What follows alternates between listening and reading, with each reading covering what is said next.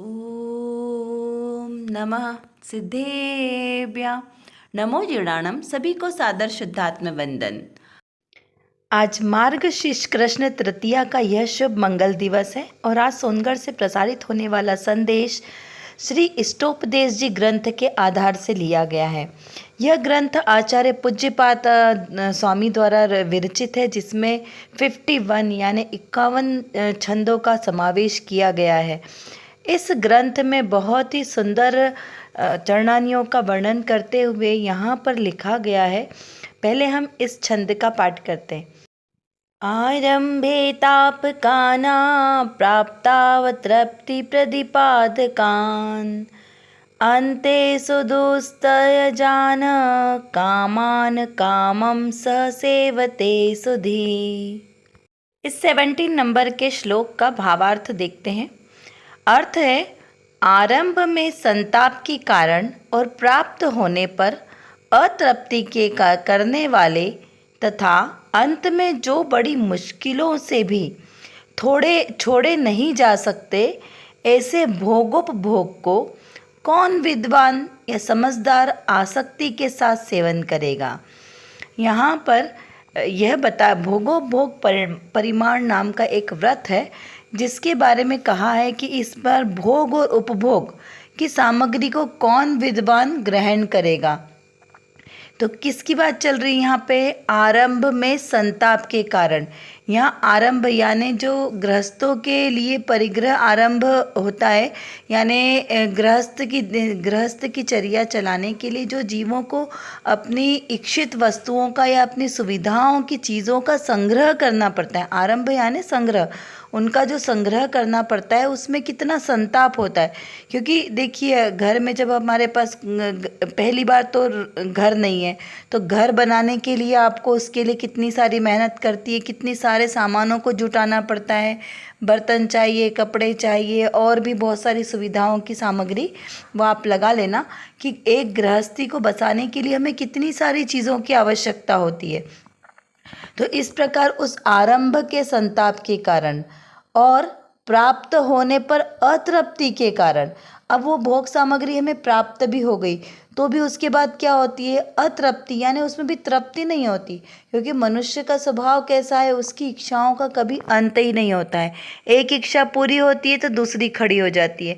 जब पहले किसी के पास घर नहीं था तो वो छोटे छोटे घरों में रहते थे, फिर क्या हुआ, उनकी इच्छा और बढ़ी तो उन्हें और बड़ा घर चाहिए, तो फिर और कमाने की इच्छा, और भोजन संग्रह करने की इच्छा, और परिवार बढ़ाने की इच्छा, फिर सब कुछ हो गया। फिर बाहर घूमने की, दुनिया को देखने की इच्छा, एक शहर को देखा, दूसरे शहर को, पूरे वर्ल्ड को घूमने की इच्छा। इस प्रकार से उनकी इच्छाओं का कभी भी इच्छाओं की पूर्ति नहीं होती, यानी तृप्ति नहीं होती। तो वो क्या होता है, वो गृहस्थ जीव जो आरंभ परिग्रह कर रहा है उसको पहली बात तो उसको वो सारी सामग्री इकट्ठा करने की, जुटाने की के लिए उसको विकल्प था, संतृप्त था। फिर अब उन इच्छाओं की पूर्ति नहीं हो रही है, इसके लिए वो फिर अतृप्त है कि अब मेरी इन इच्छाओं की पूर्ति कैसे करे। तो यानी कि वो जीव क्या है, संसार में दुखी है। यहाँ पर मूल प्रयोजन क्या है बताने का, कि जो जीव इस संसार में, संसार शरीर भोगों में लगा है, 5 इंद्रिय के विषयों में आसक्त है, वह कैसा है? दुखी है, असंतृप्त है। और कैसा है वो जीव? क्योंकि वो संसार शरीर भोगों से विरक्त नहीं है ना, इसीलिए वो दुखी है। लेकिन जब जीव अपने आत्म स्वभाव में लग जाएगा तो वही जीव कैसा हो जाएगा? सुखी हो जाएगा।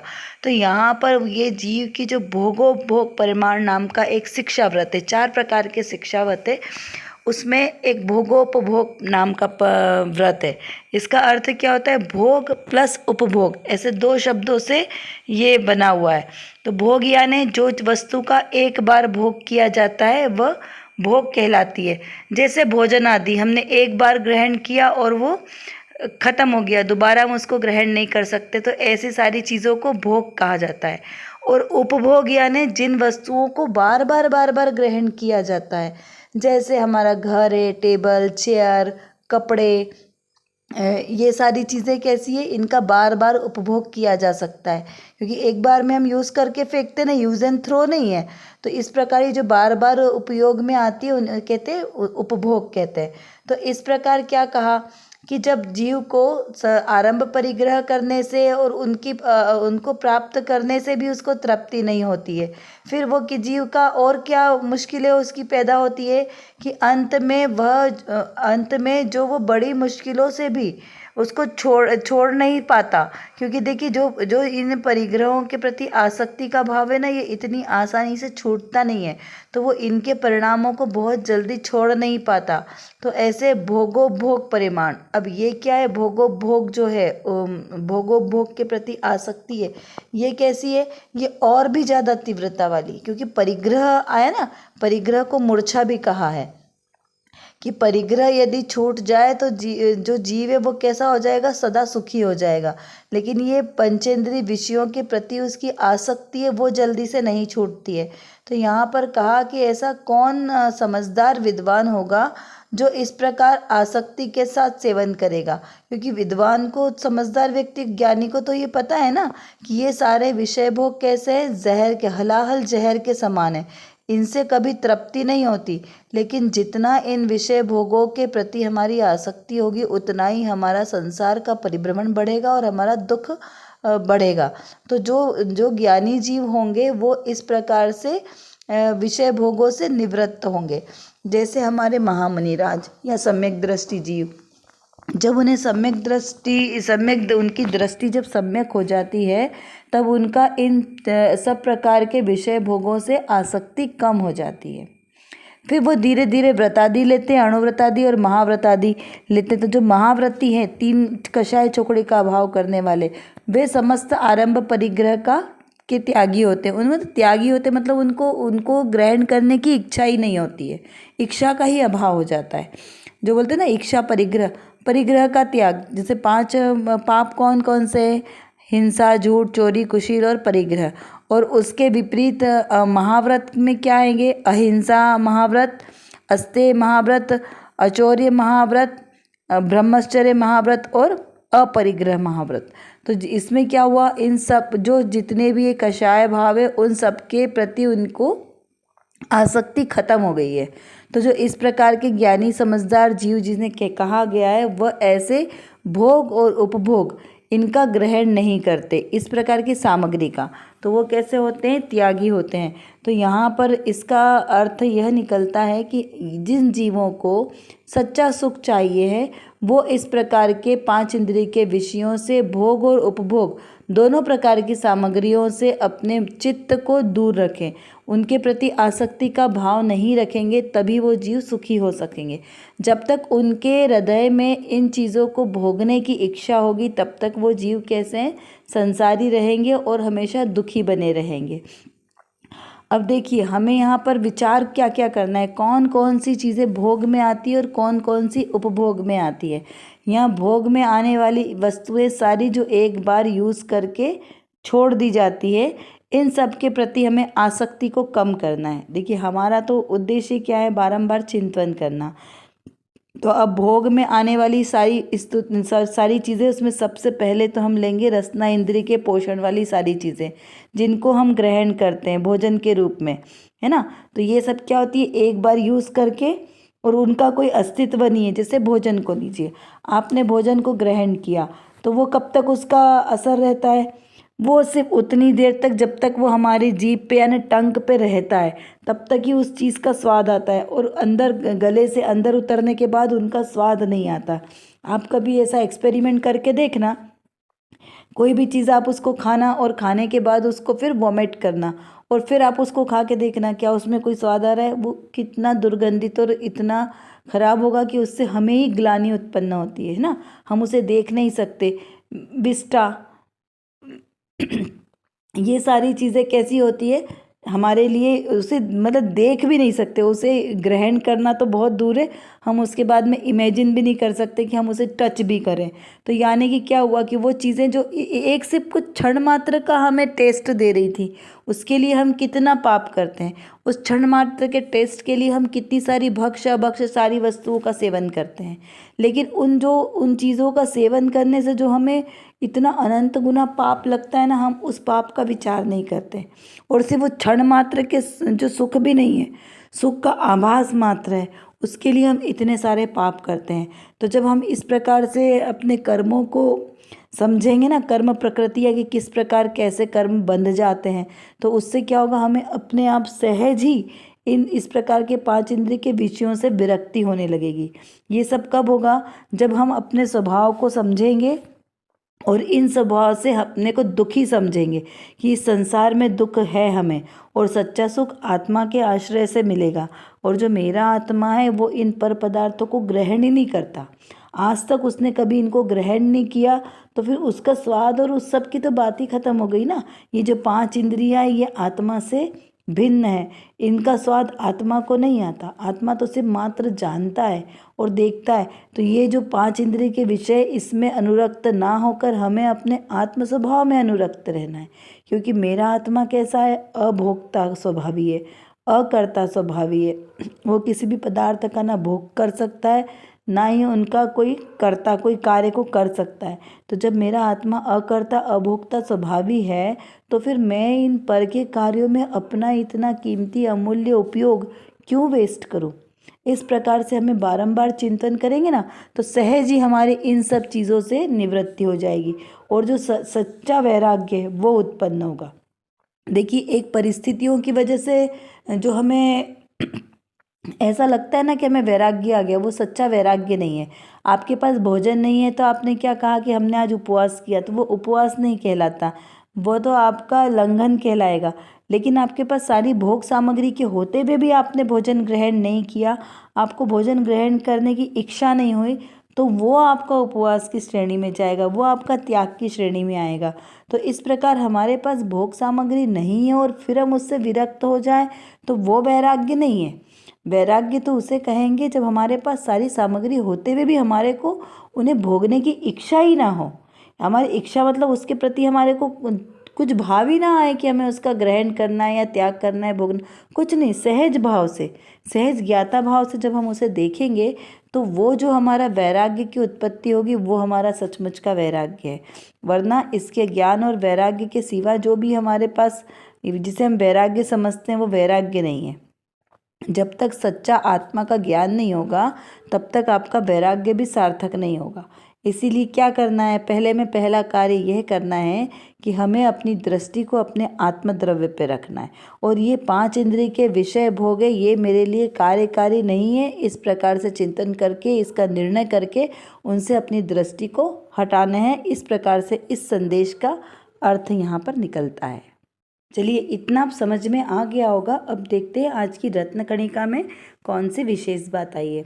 यहाँ पर श्रोता ने प्रश्न किया है कि ज्ञान में राग तो जाना जाता है, फिर भी ज्ञान से राग एक में खो गया हो, ऐसा क्यों लगता है।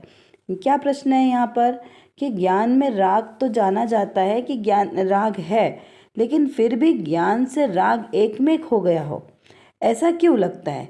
क्योंकि देखिए, जब अज्ञानी जीव को लगेगा ना, तो उसको ज्ञान और वैराग दोनों में क्या डिफरेंस नहीं लगेगा। जैसे दूध और पानी अनादिकाल से मिले हैं ना, तो अज्ञानी जीव को नहीं समझ में आता है कि दूध और पानी अनादिकाल से मिले हैं, लेकिन ये अलग अलग भी हो सकते हैं। क्योंकि हमें तो जब वो दिखता है तब वो एक में एक ही मिला हुआ दिखता है ना, लेकिन बुद्धिमान जीव को ये पता है कि ये दोनों अलग अलग हो सकते हैं। कैसे? क्योंकि जब हमने उसमें कोई केमिकल डाला या हमने थोड़ा सा नींबू का रस डाला, तो वो कैसा होता है, फट जाता है, तो उसमें से दूध अलग और पानी अलग हो जाता है। या हमने उस पर अग्नि पर हमने उसको अगर गर्म किया ज़्यादा हीट पर, तो क्या होता है, पानी पानी उड़ जाता है और नीचे मावे के रूप में उसका गाढ़ापन रह जाता है। तो इससे पता चलता है कि भाई दोनों चीज़ें अलग अलग थी। उसी तरीके से मेरा शरीर और आत्मा दोनों कैसा है, भिन्न भिन्न है, अनादिकाल से एक साथ रहते हैं। इसीलिए तो हम अज्ञानी जीव क्या करते हैं, शरीर को ही अपना मानते कि शरीर ही मैं है। शरीर के मरण से अपना मरण मानेंगे, शरीर के जन्म से हम अपना जन्म मानते हैं। तो इस प्रकार से मिथ्या मान्यता हमारी अनादिकाल से चली आ रही है। लेकिन जो जीव मोक्ष गए हैं, तब हमें ये इसका पता चलता है ना कि जीव मोक्ष गया है, मतलब ये शरीर आत्मा से भिन्न भिन्न था। या जब मरण हो जाता है तो शरीर पड़ा रह जाता है और आत्मा वहाँ से निकल जाता है। तब ये पता चलता है कि दोनों चीज़ें भिन्न भिन्न थी। लेकिन राग और ज्ञान, ये दोनों में भिन्नता करना थोड़ा सा मुश्किल लगता है। तो इसका समाधान करते हुए देखिए पूज्य गुरुदेव श्री ने बताया है, भेद ज्ञान के अभाव से अज्ञानी राग और ज्ञान की अति निकटता देखकर इन दोनों को एक में एक मान लेता है, परंतु राग और ज्ञान का एकत्व है ही नहीं। यहाँ क्या बात बोली है, ज्ञानी और अज्ञानी दो की दृष्टि है ना, तो यहाँ पर भेद ज्ञान के अभाव में, तो भेद ज्ञान का अभाव किसको होता है, अज्ञानी जीव को, क्योंकि अज्ञानी जीव को भेद ज्ञान करते नहीं आता। लेकिन जो ज्ञानी जीव है, सम्यक दृष्टि जीव है, उसका प्रति समय भेद ज्ञान चलता है। दरेक प्रसंग में ज्ञानी जीव भेद ज्ञान करता है। तो क्या कहा यहाँ पे कि भेद ज्ञान के अभाव से जो जीव भेद ज्ञान नहीं करता, ऐसा मिथ्या दृष्टि जीव, अज्ञानी जीव राग और ज्ञान की अति निकटता, क्योंकि राग और ज्ञान दोनों एक साथ ही चलते हैं ना, तो वो अति निकटता होने से उन दोनों को एक ही मान लेता है कि ये दोनों एक ही है, उसको भिन्न करना नहीं आता। लेकिन जो ज्ञानी जीव होता है, ज्ञानी जीव राग और ज्ञान और राग दोनों को कैसा है, भिन्न भिन्न जानता है, क्योंकि दोनों कैसे हैं, एक है नहीं, दोनों अलग अलग ही। अब कैसे पता चला कि दोनों अलग अलग है, क्योंकि रागादिक भाव कैसे हैं, पर्याय हैं। किसकी, चारित्र गुण की विभाव रूप पर्याय है, मोह, राग और द्वेष, ये दोनों विभाव पर्याय। और स्वभाव पर्याय कैसी है, जानना देखना, ज्ञान गुण की पर्याय है ना, तो जानना देखना स्वभाव है मेरा, और मोह राग द्वेष करना आदि विभाव भाव है। तो जो राग भाव है ये कैसा है, ये सब छूटने वाला है। तो सबसे पहले तो जो अनंतानुबंधी आदि चार चार कषाय चौकड़ी कही ना, इसमें मंद मंद मंद राग होते जाते हैं। क्योंकि देखो, सबसे पहले जो मिथ्या दृष्टि जीव है उसको ये सब चीज़ों की तीव्रता है, तीव्र मोह राग द्वेष के परिणाम है। और ये मोह राग द्वेष के परिणाम से ही क्या होते हैं, द्रव्य कर्म बनते हैं, और द्रव्य कर्म से नौ कर्म आदि की संरचना बनेगी और संसार का परिभ्रमण होता है। लेकिन जब जीव को एक कषाय चौकड़ी का अभाव हुआ, यानी अनंतानुबंधी कषाय गई और उसे सम्यक्त की प्रकटता हुई, तब कैसा हुआ, वो थोड़ा सा राग कम हुआ पर पदार्थों के प्रति। फिर व्रत वाला गुणस्थान आया, तो उसमें जब जीव ने व्रत आदि को अंगीकार किया तब वो पंचम गुणस्थान हुआ, तब और रागांश उसके हटे। फिर उसके बाद में तीसरी कषाय चौकड़ी का अभाव हुआ। तीसरी कषाय चौकड़ी कौन सी है, अप्रत्याख्यान। पहली अनंतानुबंधी, अप्रत्याख्यान, फिर प्रत्याख्यान, तीसरी कषाय चौकड़ी। तो इस प्रकार तीनों कषाय चौकड़ी में क्रोध मान माया लोभ लगाते रहना। तो इन सब का अभाव, क्योंकि उत्तरोत्तर ये कैसी है, मंद मंद मंद, सबसे ज़्यादा तीव्र अनंतानुबंधी, फिर उसके बाद में अप्रत्याख्यान, फिर प्रत्याख्यान, और चौथी है संजुलन। तो इस प्रकार चारों कषाय चौकड़ियों का धीरे धीरे धीरे धीरे उनका क्रम बढ़ता जाता है। तो संजुलन कषाय चौकड़ी का जो है उसमें कैसा है, संजुलन क्रोध, संजुलन लोभ, मान और माया। तो लोभ, इस प्रकार ये जो चार कषाय चौकड़ी है इसका मंदतर परिणाम आया। लेकिन अभी पूरा खत्म नहीं हुआ। पूरा कब खत्म हो जाएगा, जब वीतराग दशा आ जाएगी, यानी कि 12वां गुणस्थान की दशा आएगी, तब उस समय क्या हुआ, धीरे धीरे धीरे सब राग मोह राग द्वेष का अभाव हुआ। और 10वां गुणस्थान कौन सा था, उपशांत मोह और क्षीण मोह, जहाँ पे मोह का भी नाश हो गया। तो उस समय क्या पता चला कि जीव को मोह राग द्वेष परिणाम जीव के साथ नहीं होते। कहाँ पर पता चला, वो 12वें गुणस्थान जब वीतराग दशा का गुणस्थान आया, तब ये पता चला कि जो मोह राग द्वेष के परिणाम है ये आत्मा के साथ नहीं रहते। आत्मा तो वीतराग स्वभावी वाला है, इसीलिए तो आत्मा कैसा है, अपने वीतराग भाव के साथ सदा काल एक जैसा रहने वाला है। तब हमें ये देखकर पता चला कि वीतराग आत्मा का स्वभाव है और रागादिक करना आत्मा का स्वभाव नहीं है। इस प्रकार भेद ज्ञान हुआ। जब जीव मोक्ष गए तब हमें पता चला कि जीव इन रागादिक भावों से विरक्त था, विरक्त है और विरक्त रहेगा। इस प्रकार से ज्ञान और वैराग्य ज्ञान और राग दोनों में भिन्नता है। इस प्रकार हमें भिन्नता का ज्ञान होता है। अब कुछ प्रश्नों के माध्यम से हम रिवीजन करेंगे, चिंतन करेंगे कि व्रतियों के 4 शिक्षाव्रत कौन कौन से हैं, भोग और उपभोग शब्द का अर्थ क्या है, हमारे आसपास भोगने वाली वस्तुएं तथा उपभोग करने वाली वस्तुएं कौन कौन सी है उनकी एक लिस्ट बनाएंगे, चिंतन करेंगे उसमें से हमें किन किन चीज़ों से दृष्टि को हटाना है। हमारे भोग और उपभोग के आसक्ति के दुष्परिणाम क्या हो सकते हैं और अपने शुद्ध स्वभाव पर दृष्टि रखने से आसक्ति किस तरीके से छूटती है, इस प्रकार हम इनका चिंतन मनन करेंगे। चलिए, आज की कक्षा का समय हमारा पूर्ण होने को आया है। आशा करती हूँ आपको यह सब अच्छी तरीके से समझ में आ गया होगा। यदि कुछ नहीं समझ में आया हो तो आप ज़रूर हमसे कमेंट बॉक्स में लिखकर पूछ सकते हैं। और जो विषय आज हमारे सामने हुआ, इसको बारंबार चिंतन करते रहें, जिससे हमारी दृढ़ता मजबूत हो। और इसी प्रकार सम्यक श्रद्धा के साथ जो भी हम क्रिया करेंगे वही हमारे लिए कार्यकारी होगी। अतः सम्यक दर्शन, सम्यक ज्ञान और सम्यक चारित्र के साथ हम भी अपने ऐसे रत्नत्रय को प्रकट करें, सच्चा श्रद्धान करें। इसी पवित्र शुभ भावनाओं के साथ आप सभी को सादर जय जिनेंद्र।